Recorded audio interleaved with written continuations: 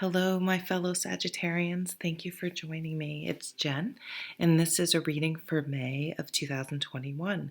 So we have a moon. We have a moon this month, guys. Um, Obviously, I'm very excited about it, but I had to write it down because it's one of those moons that it's just not a full moon in Sag. So it is on May 26th, a pink full supermoon lunar eclipse. That's right. We don't fuck around. It's not just, a plain old full moon. Sag has to go big. Go big or go home, Sag, right? Before that, and I do want to talk about it because I think it's very significant, is the new moon on May 11th in the sign of Taurus. Now, it's really interesting. I only knew one Taurus that I was aware of growing up, and that was my best friend's sister.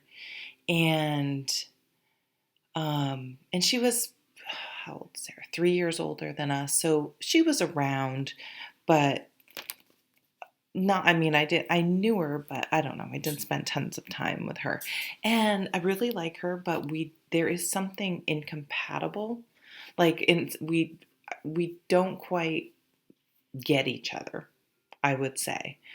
And that's nothing against her. I love her. But you just connect with some people, and some people there's not that deeper connection. And since then, I've worked with someone who actually I really connected with, that was a Taurus. But the thing about Taurus and Sag, right? Sagittarians is if you have a lot of Sag, if you don't have you could be a Sun Sag but not have much else in Sagittarius. So maybe you don't, or especially if your rising sign isn't Sag, you may not feel 100% Sagittarius, and that's okay. But the stereotypical Sag, because that's what we do in astrology, we use stereotypes to try to think about things and understand things, but they are stereotypes. The stereotypical Sag is it's fire. So they're passionate, they're excited, they're enthusiastic. They're, I think, the most spontaneous of the fire signs because, well, Aries can be pretty spontaneous, but because Sag is so mutable, it can seem super spontaneous because they could be going in one direction and all of a sudden hear or talk to someone and be like, yeah, let's go. And just in a second, just go in another direction. And then when you think of, so they are a mutable fire sign. Then when you think, and Jupiter rules them, so they're big, they're larger than life, they're expansive, they like to travel, they like to discuss things like religion, philosophy, spirituality, astrology. They're just interested in the big picture, and I would say even things like anthropology and sociology psychology are all very interesting to Sagittarius. Just trying to figure out how people tick, and it's interesting, and learning about new cultures and traveling. Now, Taurus is a fixed earth sign, so earth is already sort of fixed in my mind because it's earth, right? It's grounded, it doesn't move, a tree doesn't move. But and then so already being an earth sign, they're more fixed, but then add that Taurus is the fixed earth sign. They can be very fixed, and for a Sag who doesn't like to be tied down, or they just don't like to feel that their freedom is being taken from them. They like to have that freedom. And Taurus likes to stay put. Again, this is stereotypical. Now, wonderful things about Taurus, and that can be very good. They like to make a home. They like steadiness. They like to have a stable environment and not changing their mind every minute, right? That's how a Taurus would view Sag, just like, fuck, you're all over the place, driving me crazy. They're very beautiful. They're very sexual. So Venus rules Taurus. Is it them who has another planet too, or is it Libra who has Venus and something else? I think Taurus might just be Venus. I'm a armchair astrologer. So Taurus, they not only like to be, um, they like to be settled down, but they have a way of making a house a home, of making things beautiful and comfortable, and they stick with things. They have a nice routine. So there's a real peacefulness, and again, though, that beauty. If they tend to be beautiful themselves, or they tend to dress really nicely, or again, just make that welcoming when you're around them, their house will have a feel to it, a comfortable feel. And they like music. They're very interesting. They can really like the arts and things like that. So they're very, very interesting. Almost cultured is coming to mind. Sign. And the passion, because they can be, I think of them as being pretty sexual. And with Scorpio's another one. And Sag is so adventurous and passionate and enthusiastic that the chemistry between them physically can be out of this world. But can the fundamental differences be reconciled? I don't know. So let me go into my channeling, which I just said a lot of actually already. So when you look at the new moon, so look at something in Taurus. Maybe around the 11th of May, you're going to really realize that in some area you feel stuck. You feel hemmed in. You feel like your freedom has been taken away. And by the 26th, by this full moon, that you'll be able to release yourself from that. So if you've been in a situation for a while, you're really going to realize, I feel really trapped, or this person feels stubborn or stuck, or the situation feels stubborn and stuck, and I don't know how to fix it, but it's not working for me. I can't be stuck in something that isn't working. So maybe at work, you'll realize, you'll see a better way. You'll have that higher perspective and how you can fix things and move things forward.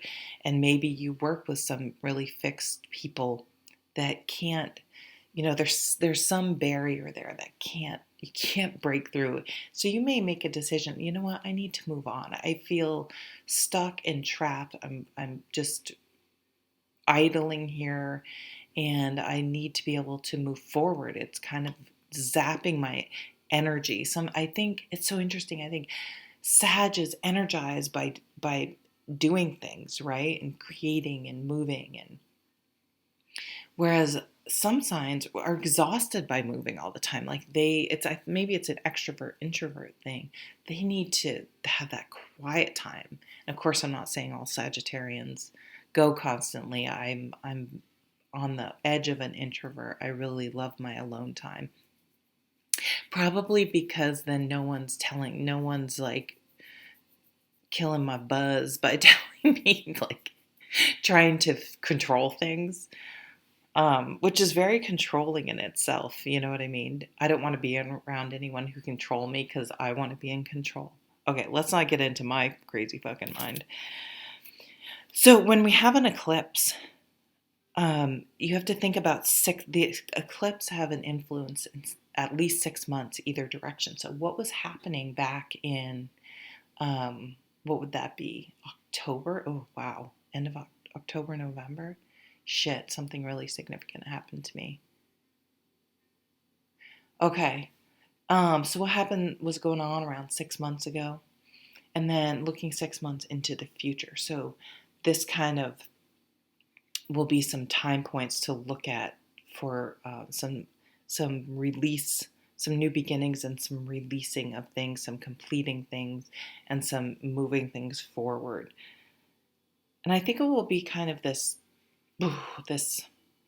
breakthrough, quite a bit of an aha moment when you do break from this thing that has been feeling like it's been kind of dampening your fire. So if there's a Taurus in your life, there is a strong attraction. But can a fixed earth sign and a mutable fire sign work without a lot of foundational issues due to that dynamic? But the physical chemistry could be really hot.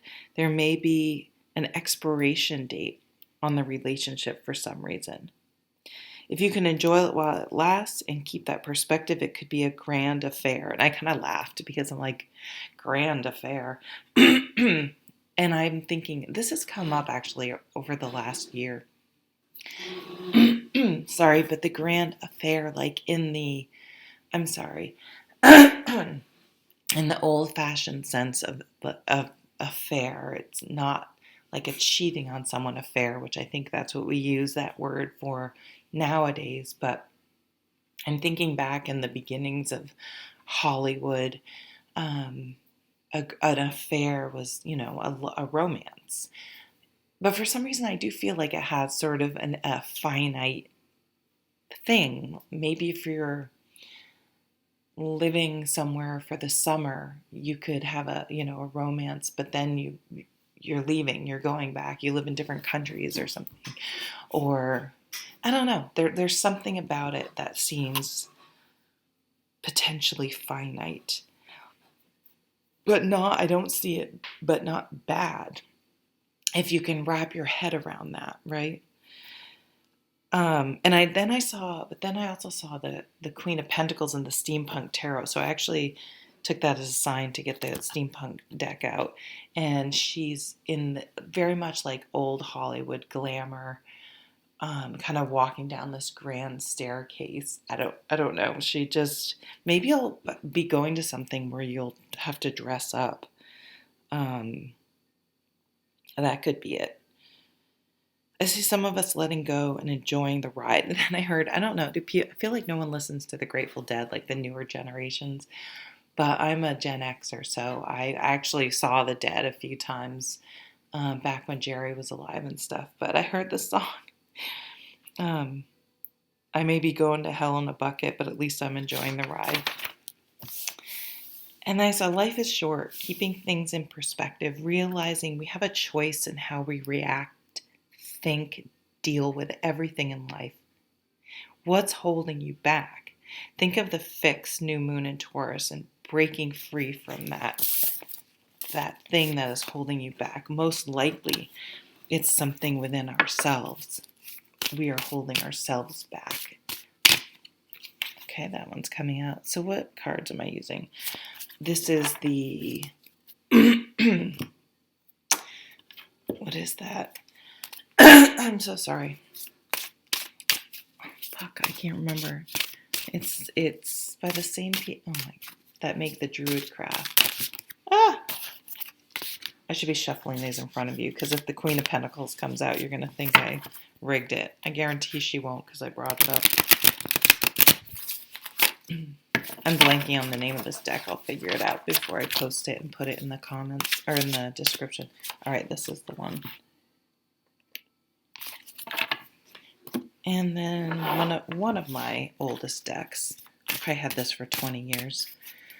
Not my oldest deck though. The Arthurian Legend. You can tell it's a worn, but okay, this one. Do you have some extra? You got a couple extras from this one. All right, let's see what's going on with the card, Sag. Knight of Swords. The Emperor, look at that. Bam.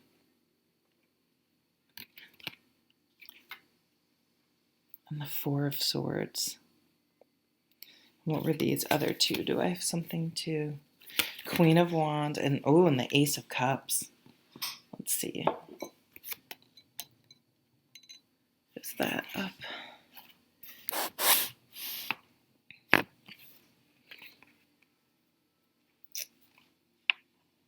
Okay. So let me just look at these. So that the Emperor is really just solid in the middle of this reading, right? It's an Aries energy, but the Emperor to me is all the kings. He encompasses all the kings, and all the kings go to him for advice. Um, but as much as I always identify him most with Aries as that leadership um, position, I'm feeling Taurus because he just looks so heavily, like he is not budging from that seat. He just looks solid and steady. Um, the Emperor for me is, he would have to, don't get hung up on gender, but they would have to make decisions um, for, let's say this is the head of a company or the head of a government, of anything where, they have to make decisions and they're not going to make everyone happy. It would just be impossible, right? So they have to make the best decision with the information they had, and they listen to advisors and what the people involved in the situation want. But in the end, they have to make the best decision because they're the one that will be responsible and held accountable and have to deal with the consequences. So if you have a decision coming up, it's really important that you, especially if you have someone that's kind of really likes to tell you what to do and maybe is on the negative side. I mean, they may feel that usually that's more about them than you. Think about it. If you had a Taurus friend and you were like, I'm moving to California, to them that could be very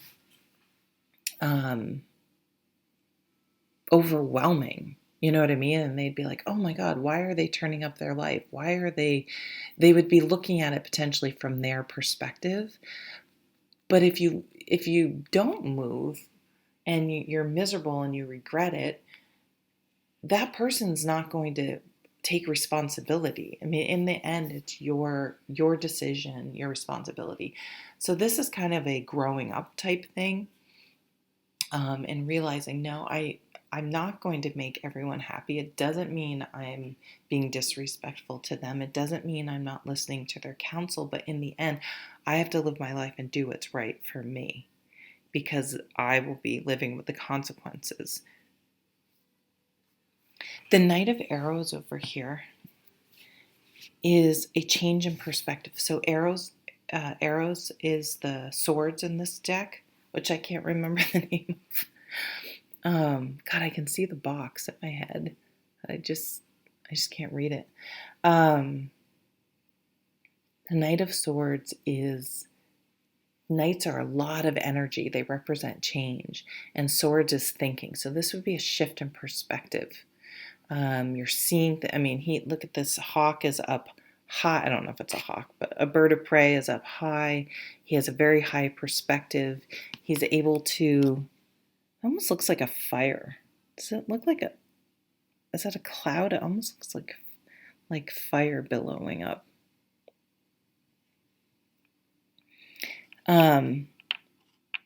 Maybe you're really intuitive and you're able to foresee something that's coming. You're able to see with that higher perspective, see something coming, and you're standing your ground, and maybe other people don't realize it, are not in tune, like their intuition. And so maybe people are thinking, boy, what is Sag doing? It's not making sense, but you just have some sort of insider information in the sense of your intuition that's guiding you a little bit because you're looking at the big picture. And some people are stuck right in just what's happening. Now, really stepping into our own with that Queen of Wands over here. I love this depiction. Can you see that in the camera? Of this Queen of Wands, because you can see she's on this boat and look at all the choppy water around her, but she is just looking dead center to her destination. She is not going to let some turmoil, some people grumbling, some other people who are thinking they have a vote in her life, trying to, this is like people who stir the pot, right?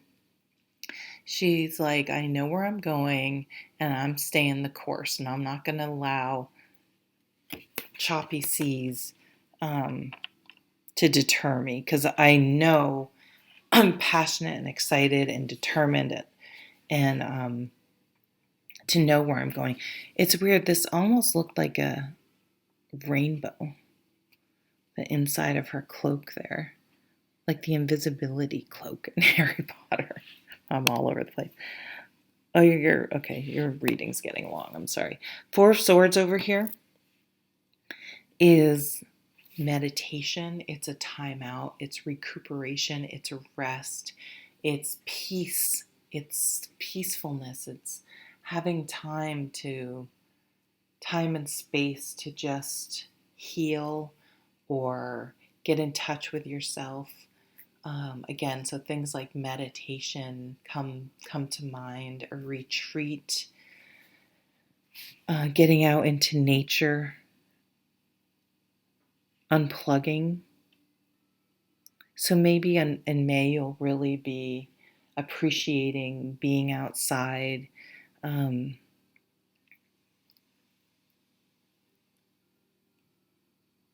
Yeah, I see maybe some of you will really unplug and take a break somehow. Take a break. It could be, taking a break could be from a person.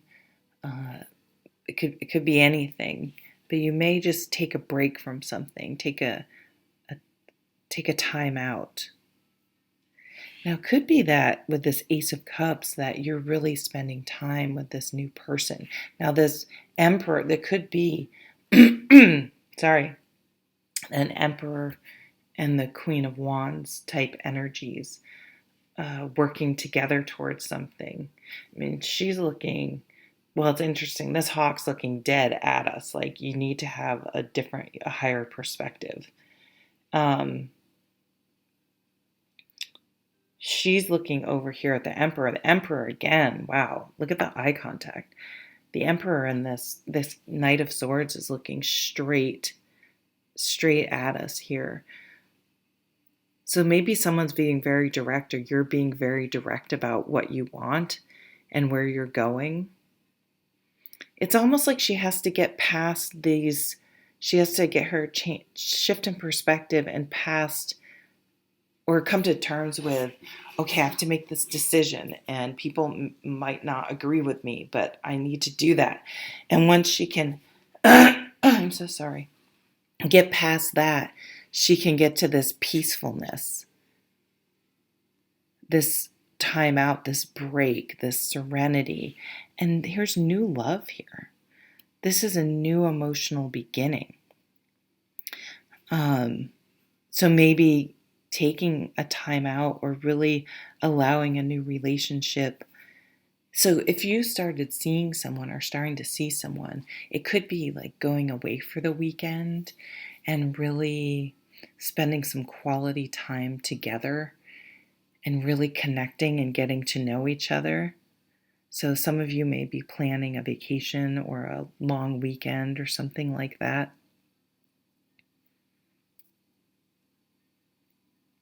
But this smoke I'm almost seeing behind this Knight of Swords is,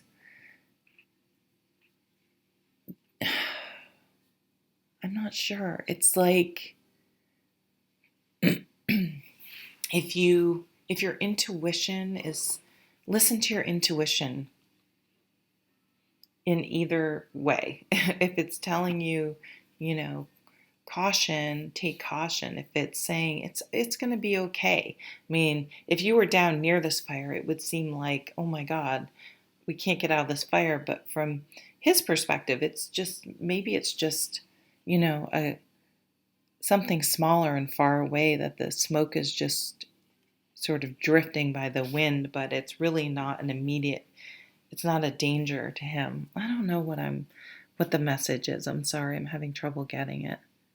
But this higher perspective is really important. But I definitely, see new love.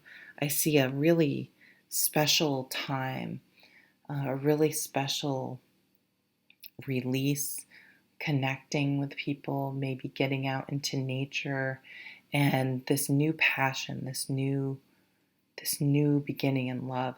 If you've been separated from loved ones, this could be I mean, honestly, this could be government and the travel bans with everything going on. And, keeping in mind the long run, like we have to be safe. And maybe as people are getting vaccinated, and this is healing after illness, sometimes read. But after, the whole world has been kind of sick, being able to get together with loved ones is also a way to see it. So, really making those plans to go see some people. Okay, Sag, I will leave it at that. Not a super clear one message, but lots of little ones. I hope you have a wonderful May and take care.